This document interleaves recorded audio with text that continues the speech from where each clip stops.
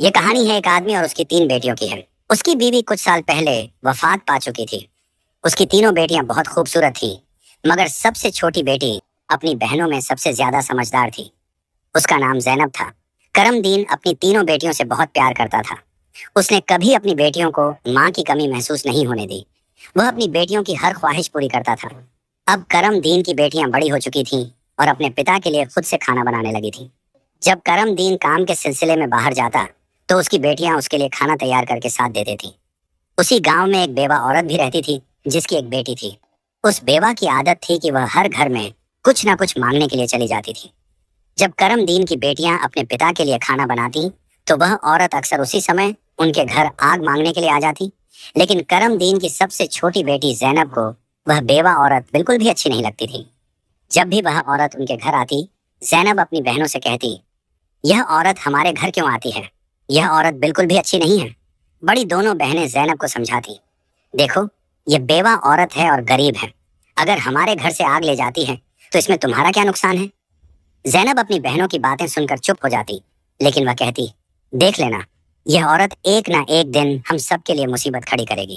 یہ سلسلہ یوں ہی چلتا رہا۔ وہ عورت روز ان کے گھر سے آگ لینے آتی اور موقع پا کر کرم دین کے کھانے میں راکھ ملا دیتی۔ کرم دین نے جب اپنے کھانے میں خرابی محسوس کی تو اس نے سوچا کہ اس کی چھوٹی چھوٹی بیٹیاں کھانا بناتی ہیں، اس لیے ان سے کوئی غلطی ہو جاتی ہوگی۔ وہ اپنی بیٹیوں سے بہت پیار کرتا تھا اور یہ بات سمجھ نہیں پا رہا تھا کہ اس کی بیٹیاں اس کا کھانا کیوں خراب کر رہی ہیں۔ پھر ایک دن کرم دین نے سوچا، آج میں اپنی بیٹیوں پر نظر رکھوں گا، آخر میری بیٹیاں اچانک سے میرے کھانے میں کیا ملانے لگی ہیں۔ جب کرم دین کی بیٹیاں کھانا بنانے لگیں تو وہ چھپ کر انہیں دیکھنے لگا۔ اس کی بڑی بیٹی صاف پانی سے چاول دھو رہی تھی، چھوٹی بیٹی سالن بنا رہی تھی اور سب سے چھوٹی بیٹی زینب برتن صاف کر رہی تھی جن برتنوں میں کھانا ڈالا جانا تھا۔ کچھ ہی دیر میں کھانا پک کر تیار ہو گیا۔ کھانے میں کوئی خرابی نہیں تھی۔ کرم دین پریشان تھا، لیکن پھر اچانک اس نے جو دیکھا اس سے اس کے پیروں تلے زمین کھسک گئی۔ اس نے دیکھا کہ وہی بیوہ عورت ان کے گھر آگ لینے آئی ہے اور اس کی چھوٹی بیٹی زینب اس سے بحث کر رہی ہے۔ وہیں اس کی دوسری بہنیں زینب کو سمجھا رہی تھیں، کوئی بات نہیں زینب، یہ بیوہ عورت ہے، اسے آگ لینے دو، بڑی بہن نے کہا۔ لیکن اس بیوہ عورت نے آگ لینے کے بہانے نظریں بچا کر کرم دین کے کھانے میں راکھ ملا دی اور سارا کھانا خراب کر دیا۔ یہ دیکھ کر کرم دین کو بہت غصہ آیا۔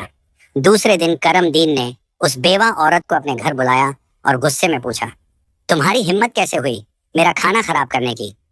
وہ عورت بڑی ناٹکی انداز میں کرم دین کے پاس آئی اور اس کے سینے پر ہاتھ پھیرتے ہوئے کہنے لگی، ارے میں تو یہ دیکھ رہی تھی کہ تم سچ میں اپنی بیٹیوں سے پیار کرتے ہو یا نہیں۔ کھانا خراب ہونے پر تم انہیں ڈانٹتے ہو یا نہیں؟ لیکن تم تو بڑے اچھے انسان نکلے، اپنی بیٹیوں سے بہت پیار کرنے والے۔ تم نے تو میری چوری فوراً پکڑ لی۔ اب مجھے یقین ہو گیا ہے کہ تم اپنی بیٹیوں سے بہت پیار کرتے ہو۔ آئندہ ایسا کچھ نہیں ہوگا۔ کرم دین اس کی باتوں اور اس کے ناٹک پر یقین کرنے لگا، کیونکہ وہ بیوہ عورت خوبصورت تھی۔ کرم دین اس کے ویوہار سے پربھاوت ہو کر کچھ بھی کہنے کی بجائے اسے اپنی پتنی بنانے کا فیصلہ کر بیٹھا۔ کچھ ہی دنوں میں اس نے اپنی بیٹیوں کی اجازت کے بنا اس بیوہ عورت سے شادی کر لی اور اسے اپنے گھر لے آیا۔ شادی کے کچھ ہی دنوں بعد وہ بیوہ عورت کرم دین کی تینوں بیٹیوں سے سخت نفرت کرنے لگی۔ وہ چاہتی تھی کہ کسی بھی طرح کرم دین کی بیٹیاں اس گھر سے نکل جائیں۔ اس نے انہیں گھر سے نکالنے کے لیے طرح طرح کے منصوبے بنانے شروع کر دیے۔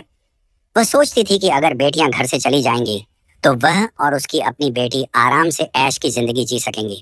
ساتھ ہی کرم دین کا پورا دھیان صرف اسی اور اس کی بیٹی پر رہے گا۔ وہ جانتی تھی کہ کرم دین اپنی بیٹیوں سے بہت محبت کرتا ہے اور انہیں ذرا بھی دکھی نہیں دیکھ سکتا۔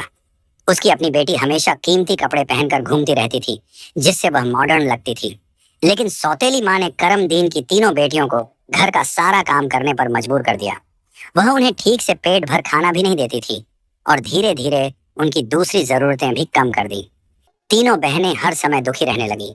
ایک دن 2 بڑی بہنیں رو رہی تھی تو زینب اپنی بڑی بہنوں کے پاس آئی اور کہنے لگی، پیاری بہنوں، آؤ ہم تینوں کہیں باہر چلیں تاکہ ہمارا دماغ فریش ہو جائے۔ پھر وہ تینوں بہنیں گھر سے نکل گئیں اور چلتے چلتے ایک جنگل میں جا پہنچی۔ وہاں ایک گھنے درخت کے نیچے بیٹھ کر وہ رو رو کر اپنی ماں کو یاد کرنے لگی۔ اتنے میں ان کے پاس سے ایک اللہ والے بزرگ کا گزر ہوا۔ زینب زمین پر بیٹھی رو رہی تھی اور کہہ رہی تھی، اے میرے اللہ، ہم مظلوم لڑکیاں ہیں اور بہت دکھی ہیں۔ آپ دیکھ رہے ہیں نا کہ ہماری سوتیلی ماں ہم پر کتنا ظلم کرتی ہے۔ हम कितने दिनों से भूखे हैं। अल्लाह वाले बुजुर्ग पास ही खड़े होकर उनकी बातें सुन रहे थे। फिर वे ज़ैनब से मुखातिब होकर बोले, बेटियों, तुम तीनों यहाँ इस दरख्त के नीचे रोज आती हो, तुम्हें क्या दुख है? तुम मुझे बता सकती हो? ज़ैनब ने रोते हुए अल्लाह वाले बुजुर्ग को सारा वाकया सुना दिया। उनकी बात सुनकर बुजुर्ग को बहुत दुख हुआ। वे बोले, बेटी, यहाँ से थोड़ी दूरी पर मेरी झोंपड़ी है। मैं वहाँ रहता हूँ और इबादत करता हूँ। मेरी झोंपड़ी के बाहर एक अनार का दरख्त लगा है जिस पर पके हुए अनार लगे हुए हैं। तुम जाओ और उस दरख्त से जितने मर्जी अनार तोड़कर खा लो। ये सुनकर तीनों लड़कियां खुशी खुशी उस झोंपड़ी के पास पहुंची। उन्होंने देखा कि दरख्त पर बहुत ही खूबसूरत और रसीले अनार लगे हुए हैं। तीनों ने एक एक अनार तोड़ा और बैठकर मजे से खाने लगी। जब उनका पेट भर गया तो उन्होंने बुजुर्ग का शुक्रिया अदा किया और घर वापस आ गई। इसके बाद जब उनकी सौतेली माँ उन्हें खाना नहीं देती तो वे रोज जंगल जाती और उन अनारों को खाकर अपना पेट भर लेती। धीरे धीरे उन्होंने अपनी माँ का दिया हुआ खाना बिल्कुल छोड़ दिया। अब उनकी सौतेली माँ सोचने लगी, मैं इन लड़कियों को खाने को कुछ नहीं देती, मैं इनसे इतना काम करवाती हूँ, उन्हें जलील करती हूँ, फिर भी इनके चेहरे पर एक अजीब सी चमक है। इनमें से कोई बीमार भी नहीं पड़ती, बल्कि इनकी खूबसूरती बढ़ती जा रही है। और मेरी बेटी, जिसे मैं इतना अच्छा खाना देती हूँ, वह उनके आगे बदसूरत लगती है। दूसरे दिन जब वह लड़कियां जंगल की तरफ गईं, तो सौतेली माँ ने अपनी बेटी को उनका पीछा करने के लिए भेज दिया। जब तीनों लड़कियां अनार तोड़कर खा रही थीं, तो ज़ैनब ने अपनी सौतेली बहन को देख लिया। उसने बाकी बहनों से कहा, यह लड़की हमारा पीछा कर रही है, मैं इसे यहाँ से भगा देती हूँ। फिर ज़ैनब ने अपने हाथ में पकड़ा अनार छुपा लिया और बोली, अगर यह सब कुछ अपनी माँ को बता देगी तो यह हमारे लिए परेशानी का कारण बन सकती है। लेकिन ज़ैनब की दूसरी बहनें बोली, ज़ैनब, तुम कैसी बातें कर रही हो? ये बेचारी बेकसूर है। ज़ैनब की बड़ी बहनें बोली, हमारी सौतेली माँ तंग करती हैं, ये तो हमें कुछ नहीं कहती। इसके बाद तीनों बहनों ने अपनी सौतेली बहन को पास बिठाया और उसे एक अनार पकड़ा दिया। लेकिन सौतेली बहन ने अनार नहीं खाया और जल्दी से अपनी माँ के पास जाकर कहने लगी, माँ, वे लड़कियां भूखी नहीं रहती, वे तो जंगल में एक दरख्त से अनार तोड़कर खा लेती हैं। उसी दरख्त के पास एक बुजुर्ग भी इबादत कर रहे थे और उन्होंने भी उन्हें रोकने की कोशिश नहीं की। ये सुनकर सौतेली माँ को बहुत गुस्सा आया। वह सोचने लगी, मैं इन लड़कियों को अनार खाने से कैसे रोकूं? पूरा दिन वह गुस्से में ही रही। जब शाम को करमदीन काम से घर वापस आया तो उसने अपनी बीवी को परेशान देखा। वह बोला, तुम्हें क्या परेशानी है? क्यों इतनी उदास बैठी हो? वह कहने लगी, मेरे सिर में बहुत तेज दर्द है और यह किसी दवा से ठीक नहीं होगा। करमदीन ने पूछा, तो फिर कैसे ठीक होगा? वह तुरंत बोली, जंगल में एक अनार का दरख्त है जिस पर लाल लाल अनार लगे हैं। अगर तुम उस दरख्त को जड़ से कटवा दो और उसकी जड़ें उबालकर दवा बना लो और मेरे माथे पर लगाओ तो मेरा सिर दर्द ठीक हो सकता है। करमदीन ने कहा, बस इतनी सी बात। फिर उसने कुछ आदमियों को बुलाया और उन्हें पैसे देकर कहा, जंगल में एक अनार का दरख्त है, तुम लोग उसे जड़ से उखाड़ फेंको और उसकी जड़ें मुझे ला कर दो। कुछ ही घंटों में वे आदमी उस दरख्त को जड़ से उखाड़कर उसकी जड़ें करमदीन के पास ले आए। करमदीन ने जल्दी से आग जलाई और उन जड़ों से दवा बनाकर अपनी बीवी के माथे पर मलने लगा। थोड़ी ही देर में उसकी बीवी कहने लगी, अब मुझे आराम है। अगले दिन जब तीनों बहनें जंगल गईं तो उन्होंने देखा कि अनार का दरख्त किसी ने जड़ से उखाड़ दिया है। यह देखकर वे बहुत परेशान हो गईं और सोचने लगी, अब हम क्या खाएंगे? तभी वे तीनों लड़कियां वहीं बैठकर रोने लगी। उनके रोने की आवाज सुनकर अल्लाह वाले बुजुर्ग अपनी झोंपड़ी से बाहर आए। वे समझ गए कि लड़कियां क्यों रो रही हैं। वे बोले, इसमें रोने की क्या बात है? अल्लाह तुम्हें इससे भी बेहतर कुछ देगा।